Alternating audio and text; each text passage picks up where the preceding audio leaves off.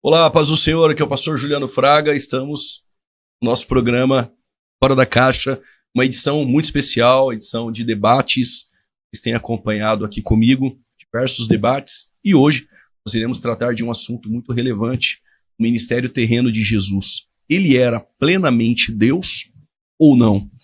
Para debater esse assunto, discutir ideias, e esses tempos agora eu li alguns comentários, para que debate?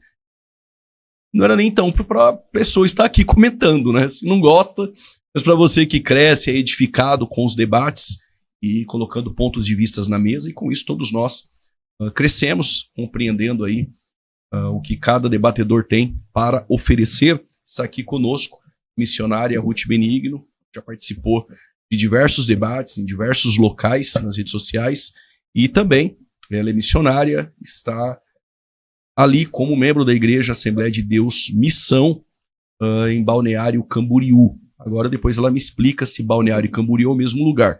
Acredito que Camboriú é um lugar e Balneário é outro. Mas seja bem-vinda, Ruth Benigno. Obrigada, pastor. Por abrilhantar o programa aqui.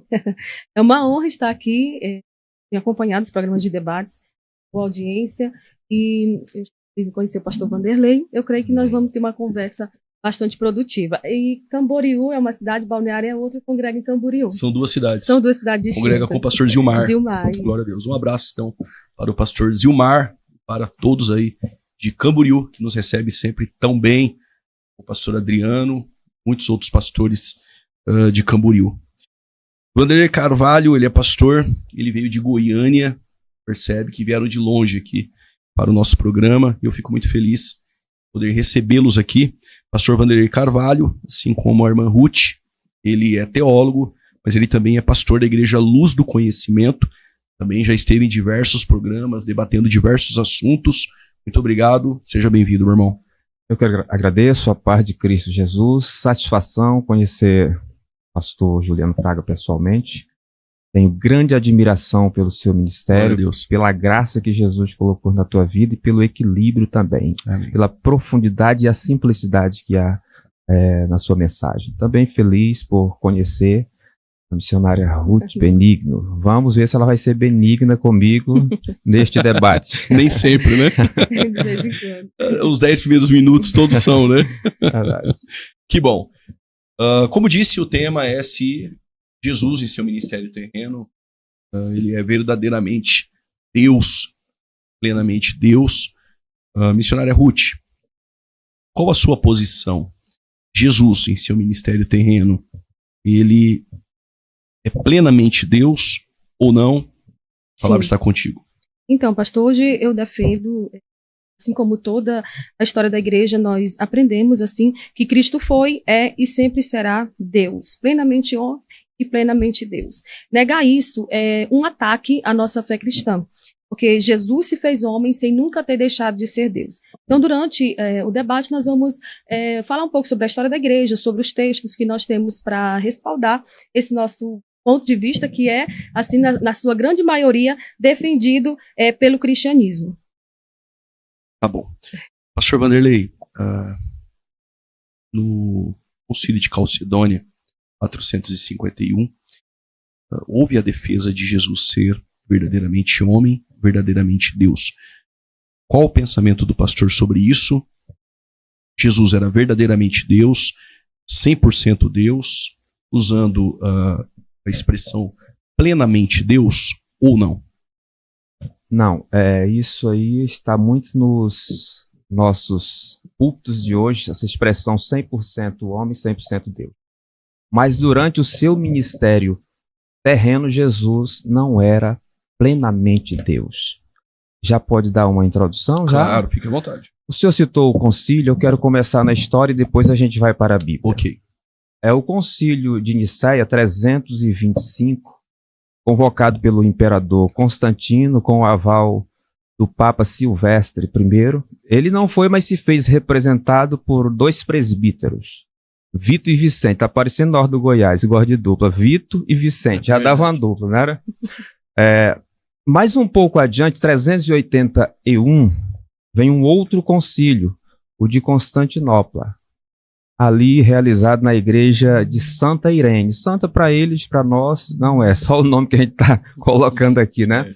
E compreende hoje o atual território da Turquia, Anatólia, a Ásia Menor da Bíblia. Quando a gente continua, chegamos no Concílio de Éfeso, em 431. Ali condena-se um homem que, a meu ver, foi injusto essa condenação, o bispo Nestório. Bispo Nestório, que deu origem ao nestorianismo. Podemos até falar sobre isso aqui, se quiser, as razões porque não acho que este homem fracassou a ponto de ser condenado pelo catolicismo romano. E, finalmente, 451, acontece o concílio que o senhor se refere de Calcedônia, onde ficou definido plenamente homem e pleno Deus, o que eu sempre digo, discordo radicalmente de que Jesus era Deus enquanto homem, uma vez que homem não pode ser Deus. É isso. Ok. Ruth, por que você defende, faz os textos da sua defesa de que Jesus ele é plenamente Deus em seu ministério? Quando nós olhamos para a figura de Irineu de Lyon, que foi aluno de Policarpo, que foi aluno de João, nós vemos que através dos ensinos dele, nós temos essa ligação com o ensino dos apóstolos, que diz que Jesus era verdadeiramente homem e plenamente Deus, verdadeiramente Deus. Essa questão 100% homem, 100% Deus, ela é usada de forma pelos TJ, né, para ridicularizar, dizendo que ninguém pode ser 200%. Só que nós temos inúmeros textos que comprovam que Jesus era 100% homem, aliás, verdadeiramente homem, plenamente Deus também. Um desses textos que eu quero abordar é o de Mateus, né? Durante todo o Evangelho de Mateus, nós vemos, pelo menos por 13 vezes, Mateus falando, isso aconteceu para que se cumprisse o que fora dito pelo profeta Isaías, profeta Zacarias e alguns outros que ele não cita o nome. Ele cita isso por 13 vezes. O que é que se cumpriu? A vinda de Cristo ao mundo como Deus. Nós vemos o Senhor Jesus recebendo adoração na terra como Deus, porque somente Deus pode receber adoração. Em João, no capítulo 1, versículo 1, eu vi um debate do Senhor alegando que aquele texto do versículo 1, do capítulo 1 de João, não serve para respaldar que Jesus era plenamente Deus, era divino enquanto estava na terra, quando, na verdade, se nós olharmos para o versículo 2 e o 3, ele vai comprovar, e a continuidade ali por si só, ela já comprova, e também o versículo 14, 18 de João, capítulo 1. O verbo se fez carne, habitou entre nós. Então, assim, se você tiver, por exemplo, você está em Campinas, se você tiver amanhã em Goiânia, você não vai deixar de ser você. Como pode Jesus, que ele já estava na criação, desçamos, façamos, confundamos, durante o livro de Gênesis todo, a gente vê o Senhor sendo apresentado e ali a trindade em atuação. Como é que a gente pode, então, tirar essa divindade de Cristo? E qual texto, eu queria perguntar ao pastor, qual texto o senhor usa para respaldar? Depois a gente pode abordar aqui esses textos que eu trouxe, mas eu queria ouvir o senhor. Qual texto que o senhor usaria hoje para... Mantenho o que eu disse, eu não tenho só um, tenho vários. Eu vou mencionar alguns deles agora. Deixo também um desafio para a sua pessoa começar a entrar na prova de fogo. Vou deixar um desafio para ela. Nos evangelhos, no ministério terreno de Jesus, aponte-me um só um. Aonde Jesus é chamado de Deus. Só um. Agora, de que ele era homem, vamos para a Escritura. Mateus 8, 27. Aqueles homens se maravilharam, dizendo, que homem é este? E até os ventos e o mar lhe obedecem. Falou homem. Lá em João 7,46, os religiosos ficaram encabulados. Nunca vi ninguém falar como este homem. Agora vamos ver o que Jesus diz, reverendo Juliano Fraga, acerca de si mesmo. Capítulo 8, versículo 40 de João. O que ele diz acerca de si mesmo? Querem matar a mim, homem, que vos fala a verdade. Vamos para João 9, a partir do versículo 1, onde fala da cura de um cego de nascença. Todos viam o cego, só Jesus pôde notá-lo, a ponto de efetuar a cura sobre ele. No versículo 11, mais precisamente, quando ele é interrogado acerca de quem havia lhe curado, ele diz, o homem chamado Jesus me curou. Que coisa linda. Pedro, no seu discurso, no capítulo 12, 22 dos Atos dos Apóstolos, varões israelitas, Escutem as minhas palavras. Jesus Nazareno, homem aprovado por Deus. Era homem aprovado por Deus, não era Deus. Lucas, capítulo 24, pelo versículo 20, Jesus se aproxima de 2 discípulos que iam no caminho de Emaús. Que palavras são essas que caminhando trocais entre vós? Pergunta Cristo, Senhor nosso. Acerca de Jesus, respondem eles, o Nazareno, homem, olha, homem aprovado diante de Deus e dos homens. Poderia continuar porque tem mais coisas. Mas vamos parar por aí. Então, pastor, a sua doutrina, né, se é que a gente pode chamar de doutrina, ela fere uma das doutrinas mais importantes, que é a da imutabilidade de Cristo. Nós olhamos para Malaquias 3:6, eu, Senhor, não mudo. Hebreus capítulo 13, versículo 8, Jesus é o mesmo ontem, hoje, eternamente. Tiago 1:17, toda boa dádiva e todo dom perfeito vem do alto, descendo do Pai das luzes, em quem não há mudança nem sombra de variação. Aqui, a imutabilidade de Cristo não permite que ele mude. Então, a encarnação não vai afetar a imutabilidade, não vai afetar a divindade de Cristo, desculpa. A encarnação não afeta sua divindade, apenas permite experiências humanas a Cristo como ser divino, uma vez que ele está presente como homem entre nós. Deus sente sono? Não. Mas Jesus como homem, ele vai sentir sono. Complica, né? Não complica, porque ele estava aqui na Terra com um propósito específico, mas então já que você quer um texto, eu vou lhe dar um e eu gostaria que você usasse a refutação para esse texto. João capítulo 5, versículo 17 e 18. Jesus lhe respondeu, meu pai trabalha até agora e eu trabalho também. Por isso os judeus que ainda mais procuravam matá-lo, porque ele não só quebrantava o sábado, mas também dizia que Deus era seu próprio pai. O que para o judeu interpretava?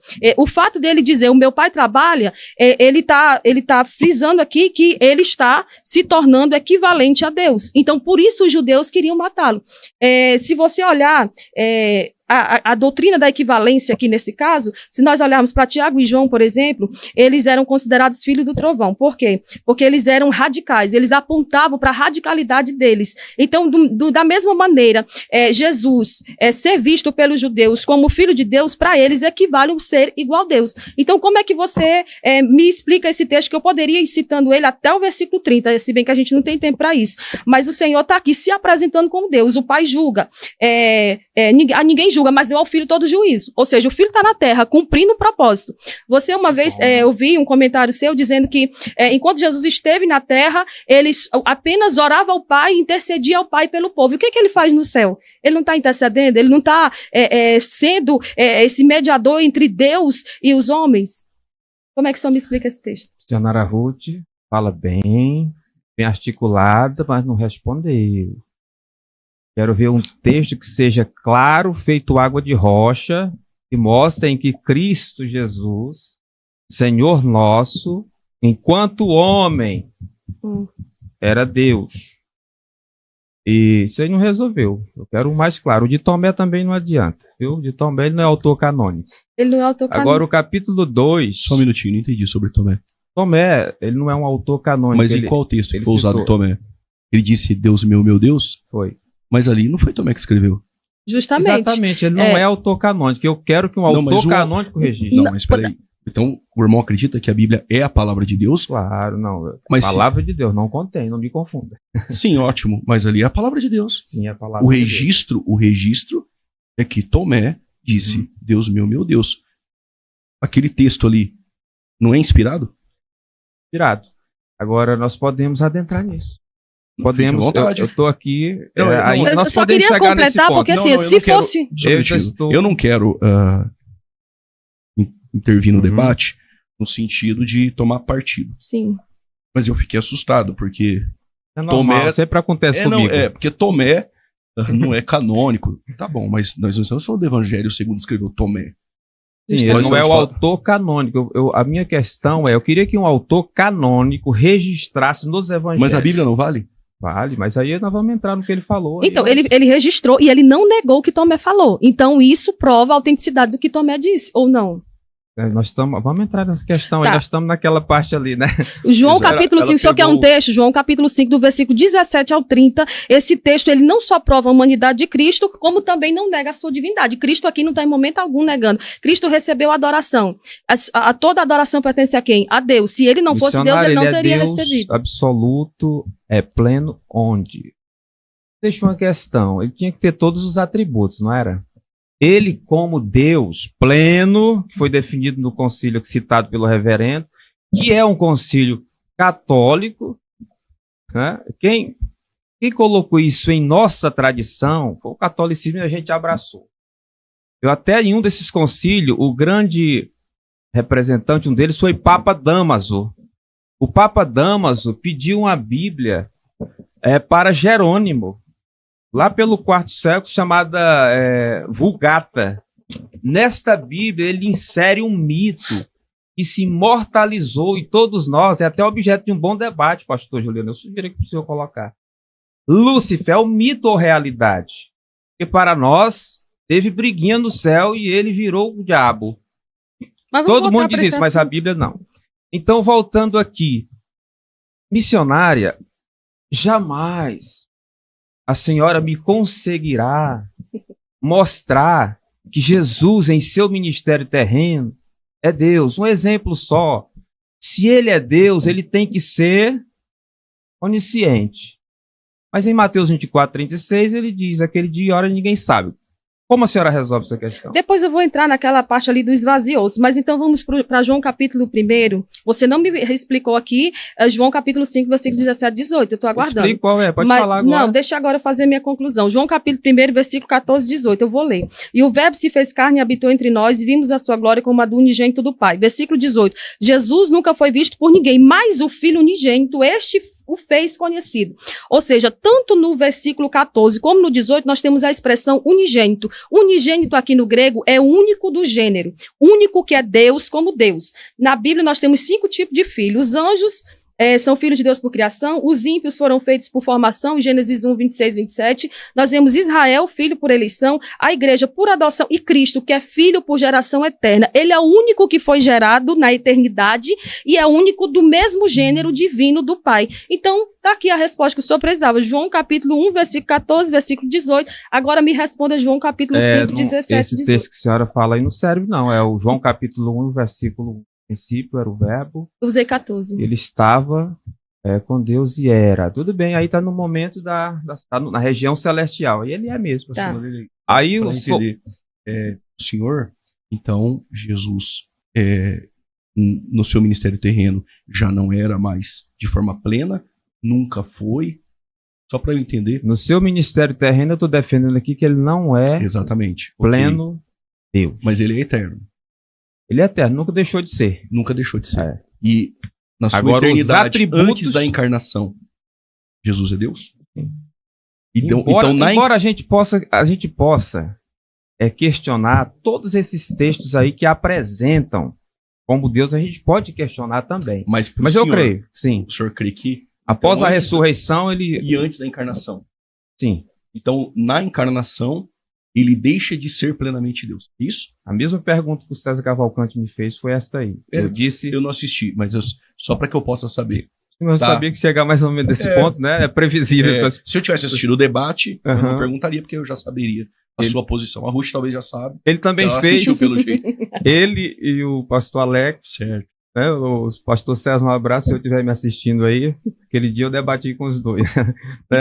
Então ele sempre Sim. foi Deus, mas na encarnação, então ele deixa de ser plenamente e na ressurreição ele volta. É Ele isso? deixa de ser pleno Deus Ok, e ele não mantém tá bom. os atributos de Deus. Tá. E eu quero que ela mostre para mim os atributos de Deus. Tá bom. Ruth, você tem aí Colossenses. os atributos de Deus? Então, só mais um texto para ver o que ele vai dizer agora. Ok. Colossenses capítulo 2, versículo 9. Porque nele habita corporalmente toda a plenitude da divindade. Aí você vai dizer que esse texto não faz parte dos evangelhos, porque qualquer texto que eu trouxer do Antigo, do Novo, dos evangelhos, ou depois, ou posterior, você vai dizer que não vale. Então, esse texto aqui, esse versículo mostra que toda a plenitude da divindade reside em Jesus quando ele esteve na terra. Essa palavra habita, eu não sou especialista em grego, mas vamos lá. Ela, pastor, me corrija se eu falar errado, é katoikei. É isso? Habita? Katoikio.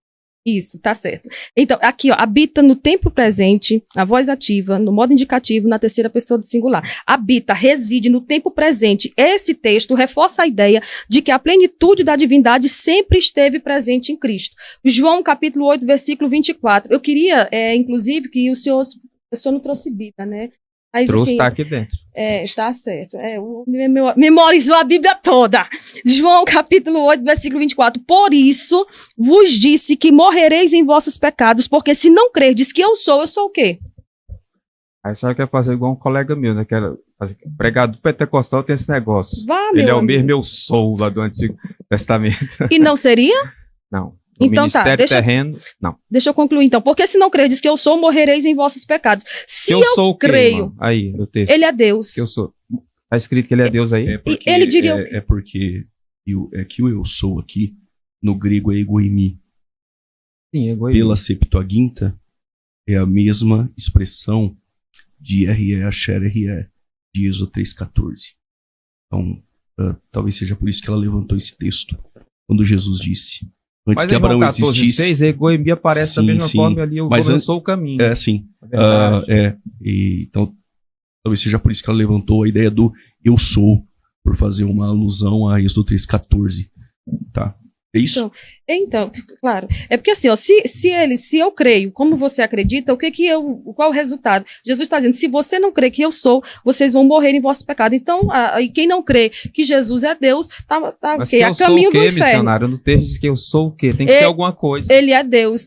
Não está dizendo, a senhora está colocando. Não, Jesus está dizendo, ele está afirmando que ele é. Ele aceita adoração, ele faz muitas coisas aqui enquanto ele está na terra, o mesmo que hoje ele Qual faz. é o verbo para adoração, interceder. o verbo grego para adoração aí? Não, eu não sou especialista em E grego. nem eu. Mas eu sei essa pequena passagem, eu sei. Tá, Mas então, vamos lá para Colossenses 2,9, que a senhora falou. Nele habita corporalmente, vou responder para a senhora. Nele habita corporalmente toda a plenitude da divindade. A missionária colocou com ali sendo assim um checkmate, sendo aquela não, coisa, de forma né, alguma. Eu nem encerrei o meu comentário, porque no versículo 58, Ainda não, Jesus mulher, diz, tanto, em verdade vos digo, que antes que Abraão existisse, eu sou. E aí? Também creio nisso, aí está na eternidade, mas eu estou falando do ministério terreno, eu quero saber do ministério terreno. Não, ele está no ministério terreno dizendo isso. Mas Antes que Abraão existisse, eu sou. Do período presente ou se referindo ao passado? Ele está se referindo ao tempo presente, ele está dizendo eu sou, agora. Antes que Abraão existisse, eu já existia. E ele continua afirmando que ele é. Mas ele está fazendo referência a um momento lá no passado. Vamos para Colossenses 2, versículo 9. Nele habita, reverendo Juliano Fraga, corporalmente a plenitude da divindade. Aí eu dou uma voltinha no mesmo livro, do capítulo 1 e no versículo 19. Foi do agrado do Pai que a plenitude habitasse nele.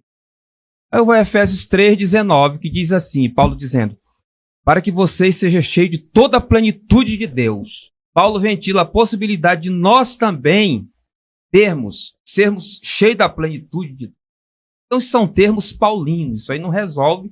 E, além disso, não está no ministério terreno. Aí ele já havia sido morto, ressurreto, e Mateus 28, 18, recebido. Todo o poder nos céus e na terra. Agora é Deus pleno. Então, as cartas de Paulo não resolvem. Ah, tá, não resolve. Então tá bom.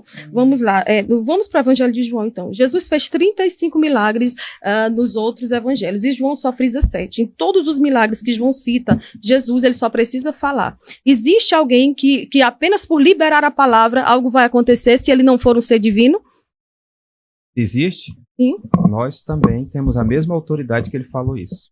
Mas isso agora, eu estou falando aqui, quando Jesus esteve na terra. Porque assim, no capítulo 2, o que ele faz? Manda encher as talhas. No capítulo 4, libera uma palavra para o servo do centurião. No capítulo 5, ele diz ao paralítico, levante e anda. Mas lá no capítulo 21, na pesca milagrosa, isso aí eu aprendi com meu professor de grego, quero mandar um abraço para ele, o professor Átila, tu conhece ele, ele falou, eu tenho estudado um pouco com ele, o que ele faz? O que ele disse? Né? Que aqui na pesca milagrosa foram pescados 153 grandes peixes.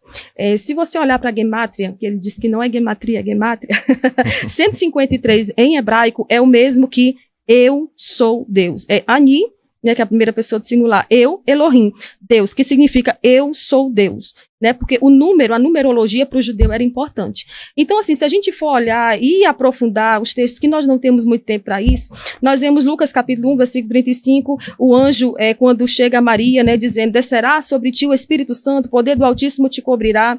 O texto de João 5, 17, 18, que o senhor já pulou várias vezes e não me respondeu também. Qual é? Coloca aí. O que eu já li para você no início, o capítulo... Estou esperando só aquela primeira sobre Deus. O texto João capítulo 5, versículo 17 e 18, que eu trouxe aqui para...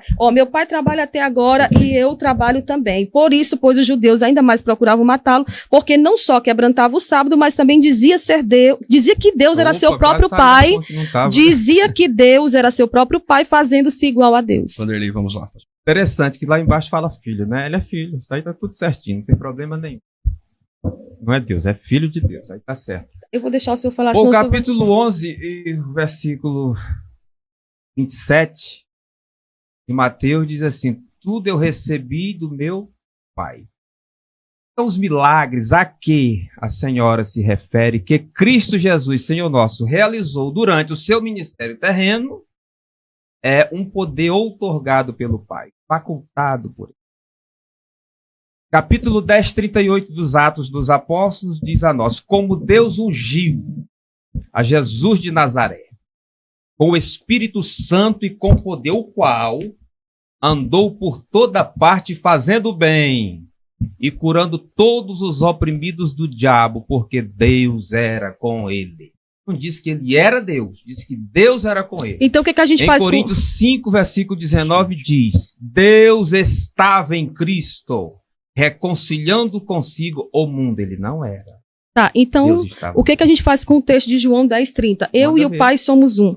Esse grego, esse texto aqui no grego se refere à união essencial. Eles têm a mesma essência. Tudo que o pai é, o filho também é. F.F. Bruce diz que esse texto se refere à união essencial. O verbo está no plural. Somos um. Eles têm a mesma essência. Como responder esse texto? Linda, a senhora está com seu marido, a senhora e ele é um também, mas é um só mesmo, uma cabeça só. Tá, então vamos lá. João capítulo 10, Jesus no capítulo 10, versículo 11 de João diz, eu sou o bom pastor. Esse bom pastor aqui, ele pode fazer, né, a gente pode compará-lo com um salmista no Salmo 23 que diz, o Senhor é meu pastor. João frisa muito o eu sou, né, eu tenho aqui a tradução no grego, não vou entrar aqui, mas, pastor, todos os textos que eu trouxer, o senhor vai alegar contrário.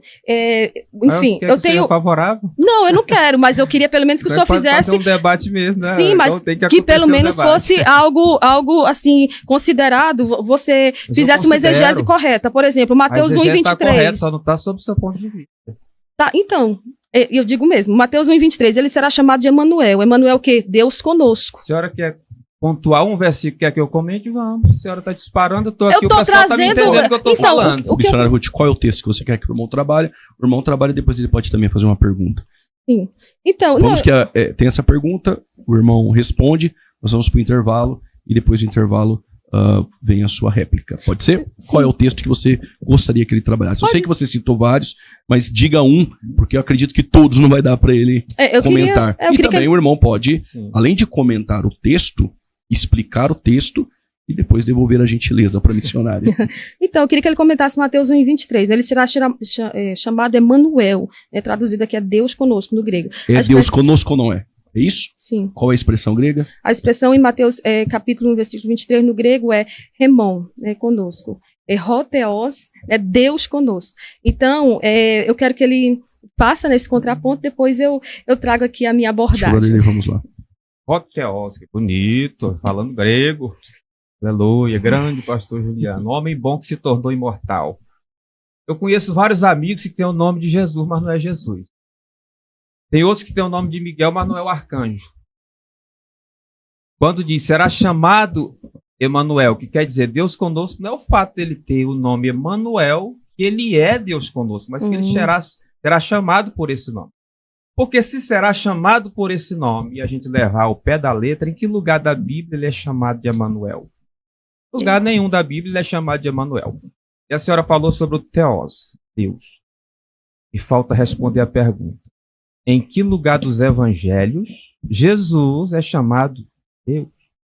Já lhe falei vários textos. Nenhum, principalmente em João aqui. Mas claro, nenhum o senhor vai concordar. Mas não é esse Deus, termo Theos. Agora a senhora falou certo. Theos tudo bem, é Deus. Mas aonde ele é chamado? Tá, então vamos lá. Esse termo aqui no grego está no tempo imperfeito. O tempo imperfeito indica uma ação linear no passado, tanto que na tradução de John Knox, no comentário histórico-cultural do Novo Testamento, ele fala que Deus tinha o verbo morando consigo. A construção gramatical desse texto, mesmo sem o artigo aqui... De qual texto? Desse texto que nós estamos falando, de Mateus 1:23, né? Então, assim, ele não é um Deus, né? Como algumas traduções hereticamente, porque, assim, com todo respeito, eu acredito que esse ensino é um ensino herético, de dizer que ele não era, que Jesus não era plenamente Deus, sendo que ele tinha todos os atributos de Deus, poder, autoridade, para curar, para operar milagres, e Mas fazer... eu já falei que os poderes não eram... Quando ele estava na terra, não era dele, veio de Deus. Sim. Não, pastor, aí o senhor está se equivocando. Olha, todo o poder foi dado a ele no céu e na terra. Não só... Isso depois da ressurreição. Não, mas enquanto ele esteve na terra, ele também continuou. Essa divindade, ela não foi apartada dele. Deus é Deus na criação. A divindade, ele tem o seu lado divino evidente. Todo homem está aqui, todos nós aqui. Todos foram gerados pelo produto de uma relação sexual de um homem com Jesus, não. O Espírito Santo foi quem gerou no ventre de Maria. Então ele tem o lado divino, lado do Espírito Santo, e o ventre de Maria, seu lado humano. Agora, nos mostra todas as passagens do seu ministério terreno, que ele operava pelo poder do Espírito Santo que estava sobre ele, conforme Mateus 3, a voz do Pai, João Batista o batiza, a voz do Pai disse, esse é meu filho amado, e o Espírito Santo desce. E mais na frente, como citei Atos 10, 38, diz como Deus ungiu. Foi Deus quem ungiu Jesus de Nazaré. Os atributos incomunicáveis e naturais, ele também não tinha, ou como que funcionava? Jesus, vamos agora para Quinoses. Falou aí do parte, vamos para o... Ok. Que aí já pega Filipenses nessa parte, 2, né? ok. Esvaziou-se. Isso, lá do capítulo 2, versículo 5. Pensa, ela mencionou agora, pode entrar aí, nessa parte, né? De sorte que haja em vós o mesmo sentimento que houve em Cristo Jesus. Tendo em forma de Deus, não ter por usurpação, ser igual a Deus. Antes aniquilou a si mesmo, tomando forma de servo, fazendo-se semelhante a homem, e achado na forma de homem, humilhou a si mesmo, sendo obediente até a morte e morte de cruz. Veja bem, esvaziou-se, eu pergunto. Se está esvaziado, como é que é Deus pleno? E responde essa questão. O esvaziar ali, esvaziar da divindade, isso? Esvaziado dos seus atributos da sua glória. Então, esse kenosis aí que você citou, o esvaziamento de Cristo aqui, a interpretação que eu tenho, segundo os estudos que eu fiz, não sou especialista assim igual o senhor não, mas esse esvaziamento, esse esvaziamento aqui, ele não consiste no despir-se da sua divindade, mas consiste no despir-se de parte da sua glória. João capítulo 17, versículo 5. Então já não tá porque para vir, não, eu posso completar? E no adicionar da sua natureza humana, quando Jesus, ele se vestiu de sua natureza humana, a encarnação humana, ali ele se esvazia, porque é uma situação humilhante para uma divindade se tornar humano. É esse o esvaziar-se, que o Senhor usa de uma maneira que, ao olhar de pelo menos 90% dos cristãos, isso aí é algo totalmente equivocado. Esse esvaziar de Cristo é esse, se vestir da sua natureza humana. Quem era o Deus que gostaria, né, naturalmente de se tornar um homem? Isso é uma situação humilhante para uma divindade. Então é isso, o esvaziar-se de Cristo consiste nisso. Não foi Deus quem se fez homem, foi o Filho de Deus.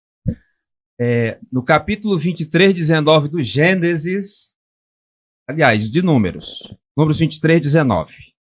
Deus não é homem. Diz isso, viu, reverendo? Em Oséias capítulo 11, versículo 9, novamente, Deus não é homem. Em João capítulo 4, versículo 25, diz assim, Deus é espírito. Então Deus, o Supremo, não se fez carne. Quem se fez carne foi Cristo Jesus, o seu Filho. O capítulo 1, 14 do livro de João diz que o verbo não diz que Deus. A senhora matava o debate agora, o debate acabava. Se lá naquele texto continuasse, falasse assim, Deus se fez carne, a senhora estaria coberta de razão. Mas não há um texto que fale sobre isso. Só Paulo, posteriormente, vai chamado de Deus. Vamos lá, eu posso falar um pouco sobre os atributos? Pode, vamos fazer assim. Nós vamos para o intervalo, e depois do intervalo nós voltamos, e aí a missionária comenta. Bom, nós vamos para o intervalo, e daqui a pouco nós voltamos com o programa Fora da Caixa. Deixe aí seu comentário, compartilhe, e tem mais. Tem um recado especial no intervalo. Deus abençoe.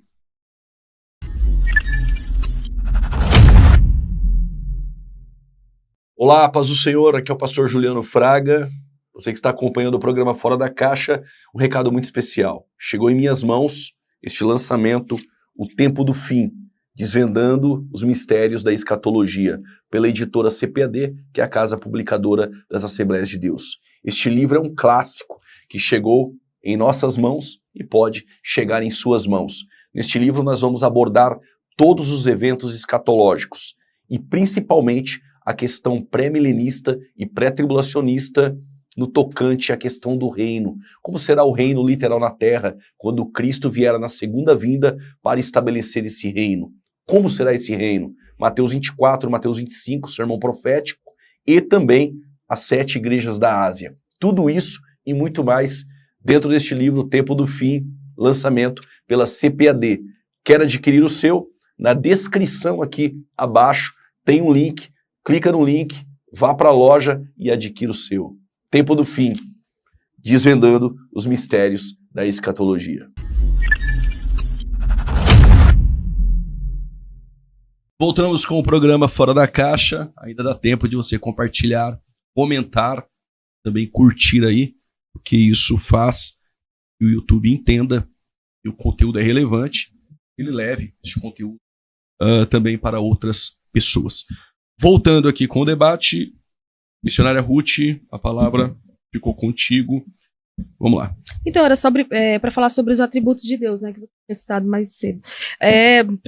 Onisciência, João capítulo 2, versículo 24 a 25. Ele conhecia o coração dos homens. Só quem pode conhecer o coração dos homens é Deus. Não vire o olho.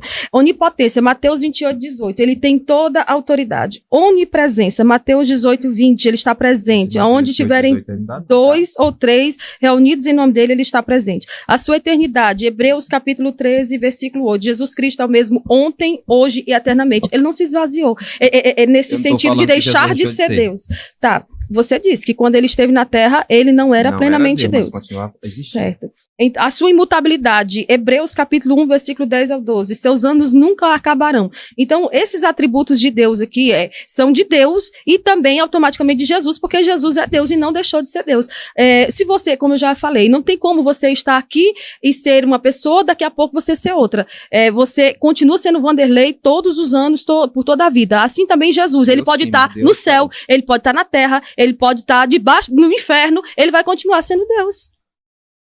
Sua concepção é esta, mas ele esvaziou. Sobre os atributos, quer comentar algum?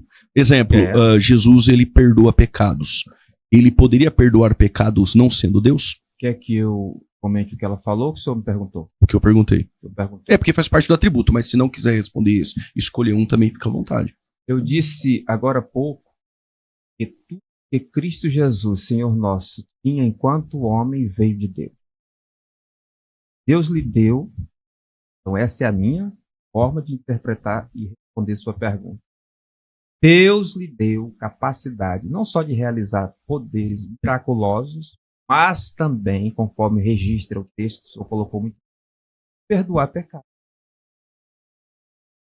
Agora falando sobre o atributo que a missionária colocou, conhecer o pensamento, para dizer que eu não respondi, né? A senhora colocou o pensamento do coração. Não, o senhor não me respondeu nem o de João 5,17. Não, eu não respondi conforme você queira a resposta, mas respondi naquilo em que eu... Mas vamos lá sobre a onisciência.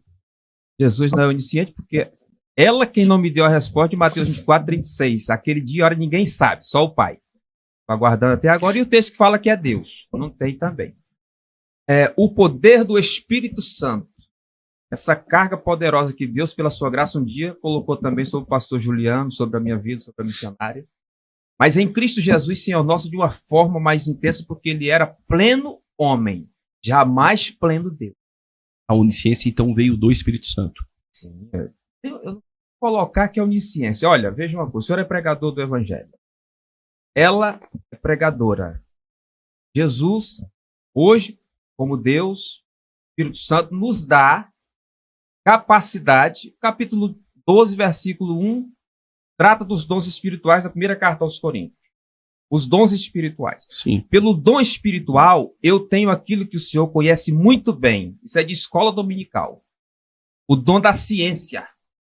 Pelo dom da ciência, eu sei, Deus me coloca é aqui no coração que aquele avião vai cair. Mas eu vou e alerto o irmão. Pelo dom da ciência, Entendi. então eu teria que chamar o ágabo de Deus. Ele pegou a cinta de Paulo no capítulo 21 do livro dos Atos e disse assim, assim farão com o dono dessa cinta lá em Jerusalém. Então ele sabia o futuro, mas é pelo poder do Espírito Santo. Essa profecia. Uma profecia. E Jesus sabia também, O saber, o pensamento. Naquele momento eles estavam pensando. pelo poder do Espírito. Era uma profecia ou era onisciência? Não era o poder de conhecer.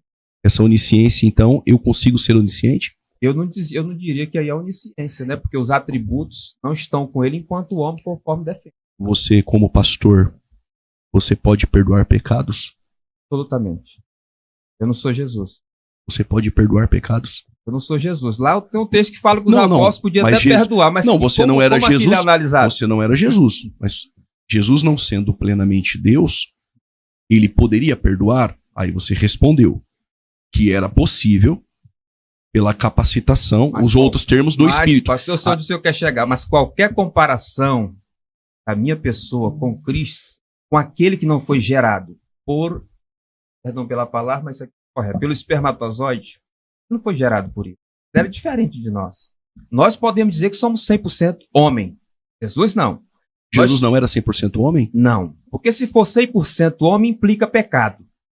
Ele era pleno homem, eu posso concordar, um homem santo. Ah, ok, então, não, tudo bem, é questão de termos, mas então ele era plenamente homem, se você concorda. Sim, ele era Não, tudo bem. Homem pleno. Glória a tudo Deus. bem. Agora, Santo, justo sim, e imaculado. então ele não era plenamente Deus. Não Não. sendo plenamente Deus, aí eu fiz a pergunta, ele pode perdoar pecados?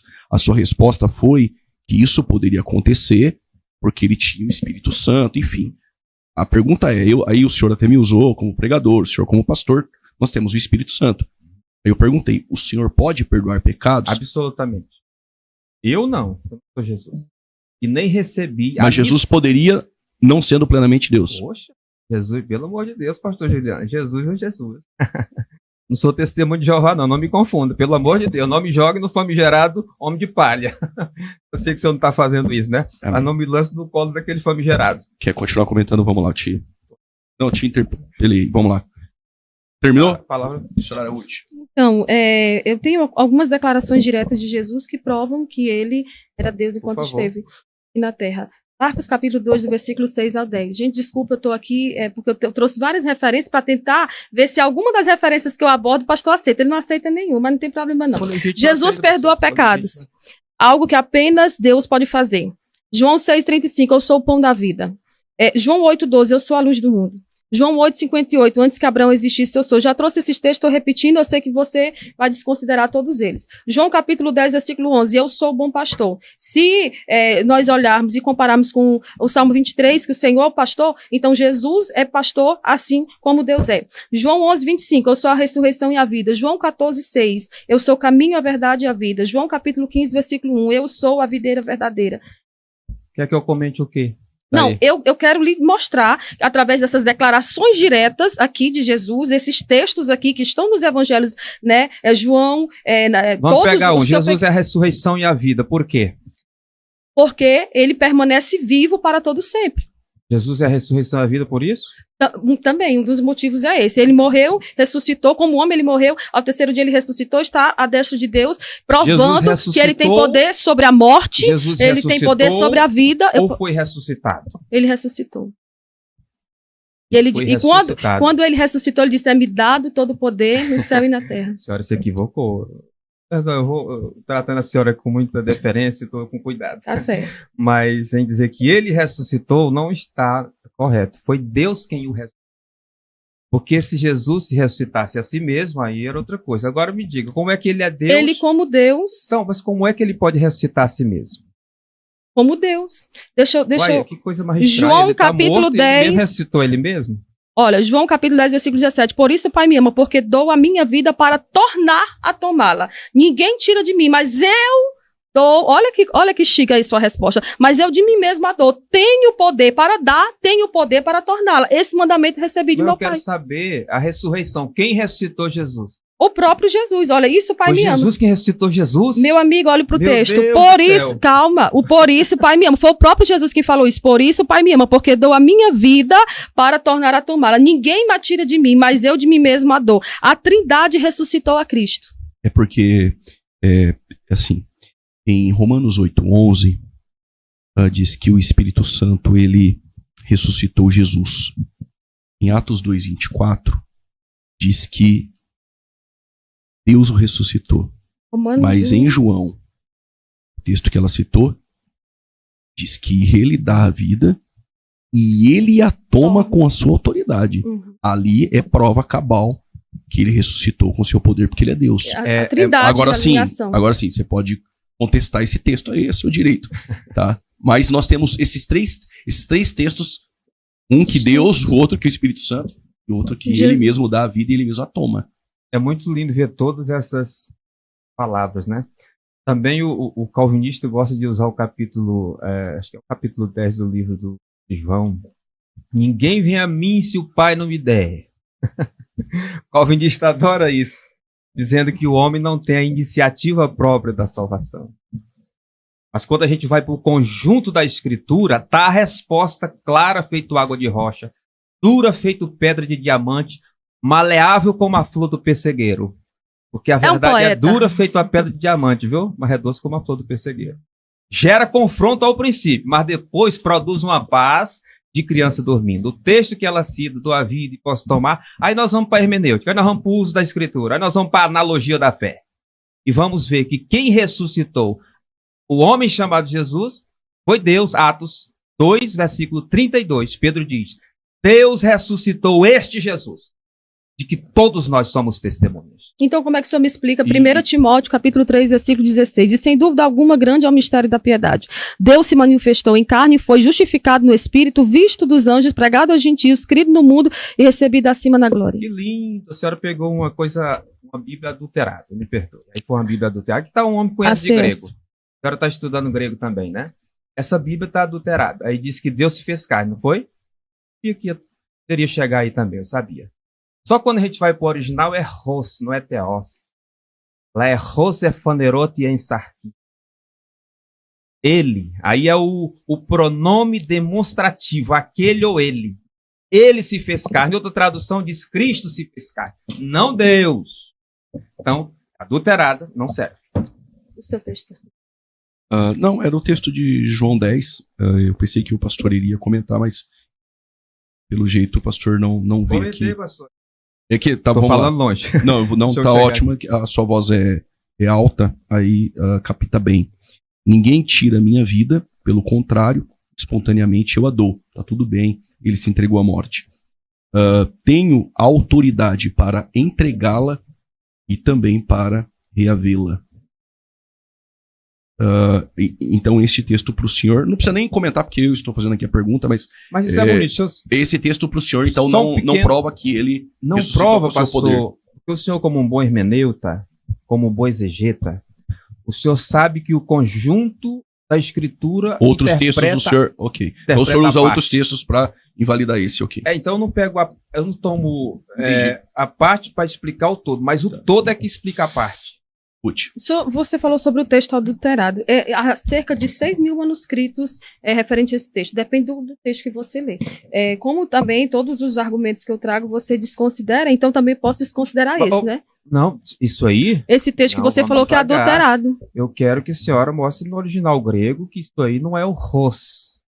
E é teos, como a senhora fala. Há várias interpretações. Apresente um.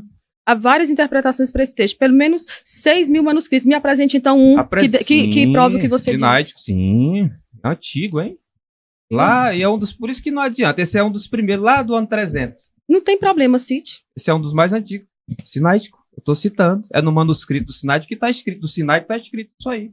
Certo. O Ros e não Teos. Portanto, na linha do tempo, é um dos mais antigos. Esses outros aí que fizeram depois, eles podem colocar, porque jabuti, missionário, quando sobe em árvore, é enchente ou mão de gente. Mas nós estamos falando de Bíblia, né? De então, jabuti. Escute só. Tá, mas aí eu tô colocando. Quem fez esses manuscritos aí? Só que há manuscritos que defendem o que eu estou dizendo, o que o senhor está dizendo. Um só, já apontei o meu do Sinai. Certo. Qual é o seu? Certo. Vamos continuar aqui. Já que eu lhe mostro, porque eu estou acompanhando aqui no meu resumo que eu fiz e trouxe, pastor.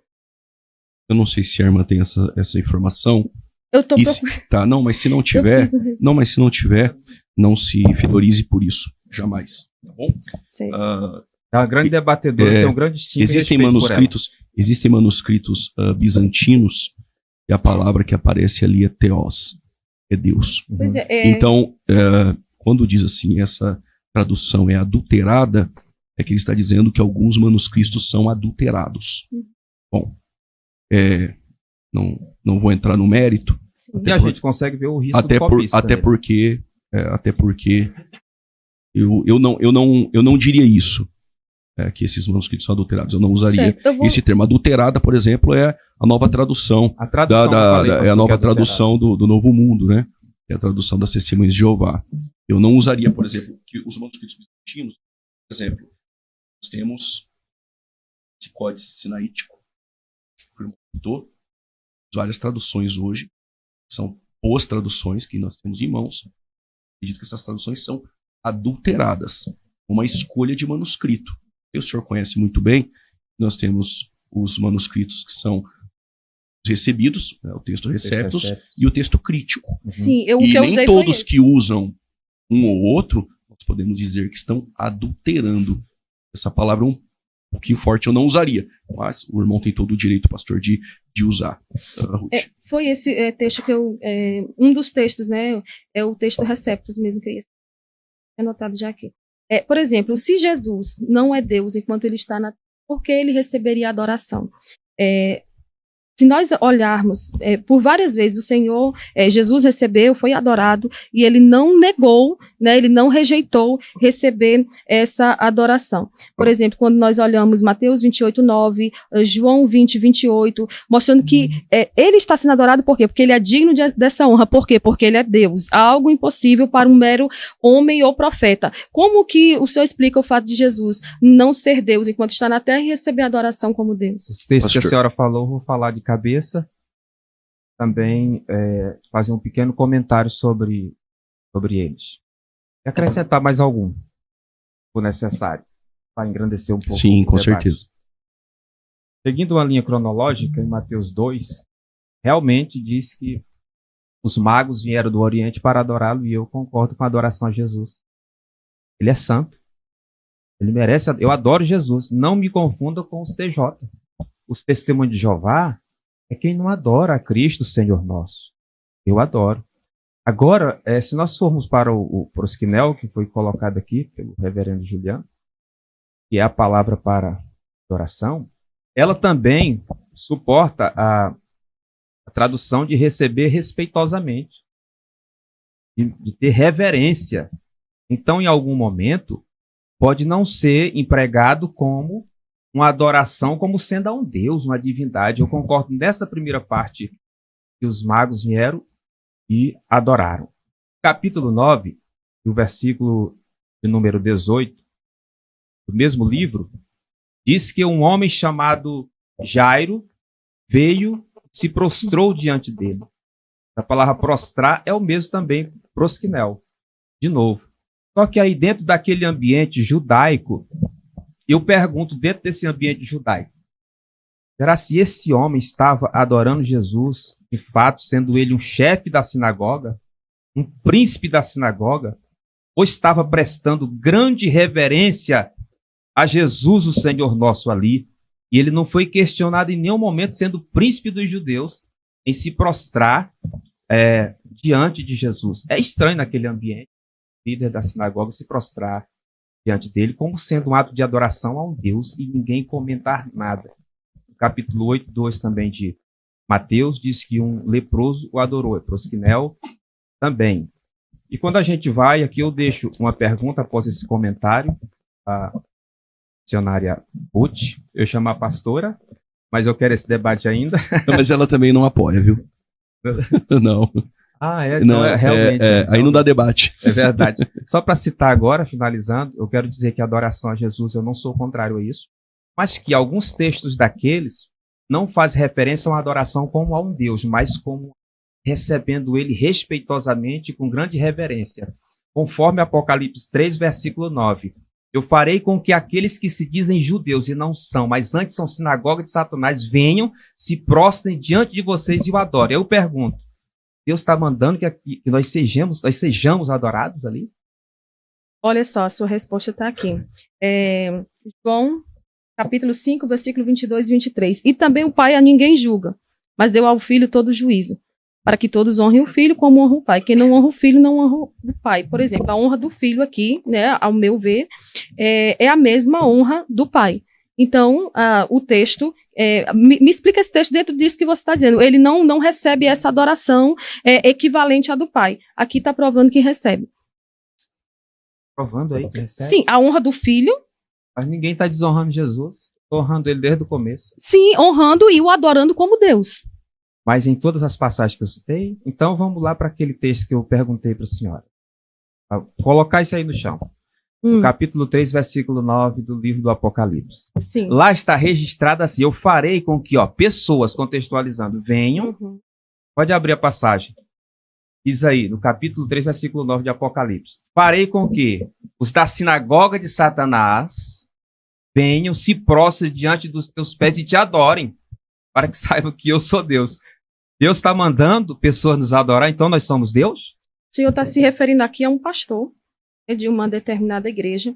Essa sinagoga de Satanás, ela tem, em alguns comentários bíblicos, eles trazem essa sinagoga de Satanás e fazem um comparativo com Apocalipse capítulo 7, quando a tribo de Dan ficou de fora da contagem dos 144 mil.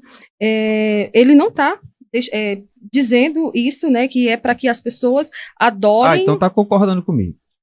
Não, olha aqui, cadê o versículo? Então o prosquinel está realmente dentro do que eu estou falando. Qual que é mesmo o versículo? Versículo 9. Versículo 9, esse que eu falei, aos da sinagoga de Satanás, aos mentirosos. Ele está se referindo aos mentirosos, que venham e adorem prostrado aos teus pés e saibam que eu amo. Ele está escrevendo, falando a uma igreja em específico, mas ele não está... dizendo, declarando que esse povo aqui, eles vão adorar. Isso aqui, eles vão respeitar. Eles vão dar a ele o respeito devido.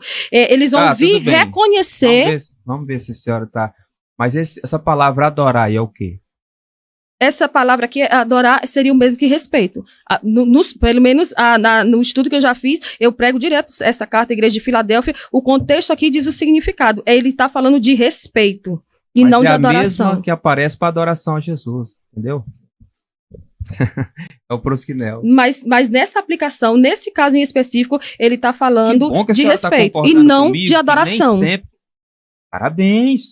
É isso que eu estou falando, que nem sempre prosquinel é adoração como a um Deus, porque senão... Mas no contexto de Cristo é adoração. No contexto de Cristo é adoração. Ao pastor, não. De qual deles? Eu também concordo. Porque você sabe que a palavra pode ser a mesma, mas ela pode ter uma interpretação diferente. Que lindo, estou falando. Sim, mas sim, eu estou respondendo a sua pergunta. Você falou sobre adoração. O Senhor não está falando aqui para adorar o pastor. Ele está falando da igreja de Filadélfia. Ele está sim. E o que tem a ver? Mas no caso de Cristo é adoração.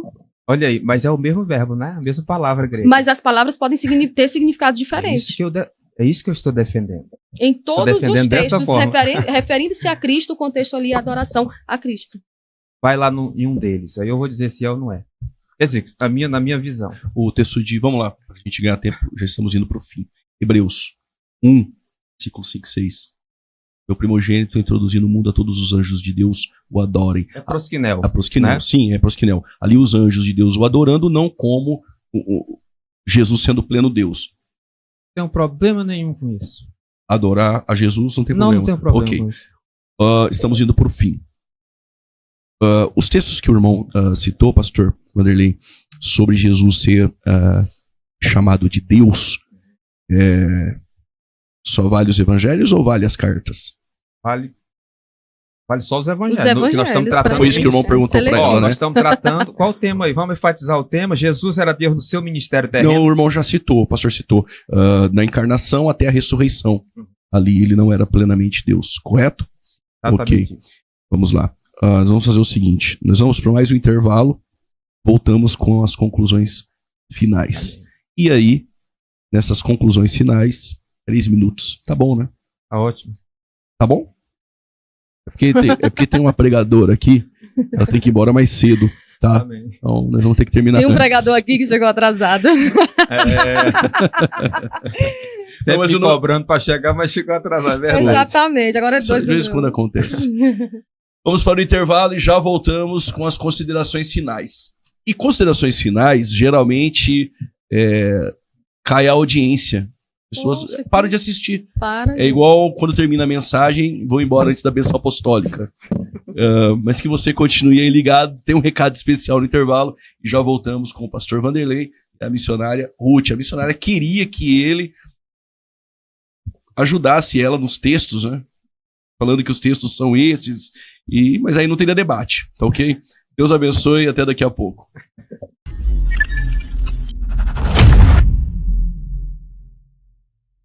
Voltamos com o programa Fora da Caixa, considerações finais. Pastor Vanderlei, considerações finais, também aproveita, deixa as redes sociais, telefone, para participar de podcasts, debates, enfim. 3 minutos para as considerações finais. E quero te agradecer muito por ter aceitado aqui o convite, ter vindo de tão longe. Também participou em outros debates do programa Vejam Só, lá com o pastor César, o pastor César Cavalcante. Muito obrigado por poder participar, estar aqui na mesa de vidas. Deus abençoe, a palavra está contigo. Ilustríssimo pastor Juliano Fraga, satisfação imensa estar aqui participando do Fora da Caixa e debates assim de alto nível, só se for fora da caixa mesmo. É verdade. Tem lugares que é convencional e não permite que a gente se expresse como deva. E aqui o Senhor dá toda a liberdade para a gente trabalhar e caminhar e ser feliz. Quero dizer que o senhor é um dos homens mais extraordinários que eu conheci. Admiro seu ministério e não é humilde como ninguém na terra o mas cultiva grandemente a humildade. Isso é bonito. Glória a Deus. Então fica aqui os meus sinceros agradecimentos à sua pessoa. Vai estar nas minhas orações e espero que ore por mim também. Recíproco, irmão. Missionária Ruth, essa é a minha maneira, viu? Eu respeitei ainda mais um pouco a dama. Se for um outro, como foi citado em off aqui, a gente liga outro modo. A gente mandar tiro lá para cá ou mandar aqui para lá também, com muito amor.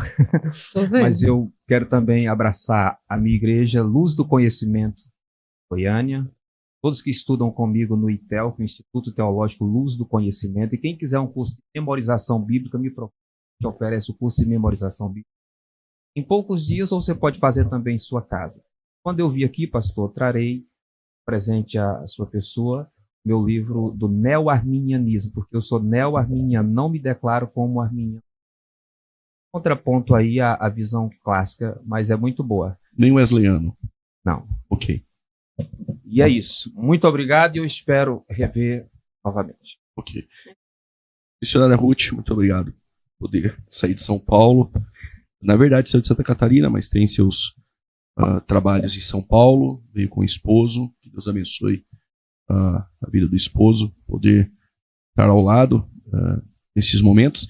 E suas considerações finais, muito obrigado, que Deus te use essa noite, onde você vai pregar, e a palavra está contigo. Se quiser deixar as redes sociais, fica à vontade. Vou só fechar aqui mais uma vez. Poeta, eu não sabia. Ele é assim. Tá. Mateus 14:33, os discípulos adoraram Jesus depois da tempestade e ele aceitou a adoração. Por que o Salvador tinha que ser Deus e homem? Para encerrar aqui. Porque como Deus, ele redime. Como homem, ele representa a humanidade e nos substitui para sofrer a pena.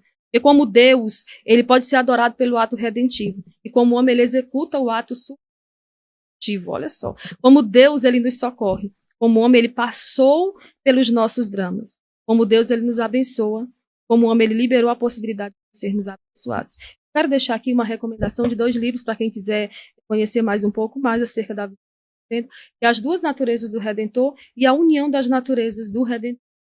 Você me encontra no Instagram, que é a única rede social que eu utilizo hoje, @MissTibenigno.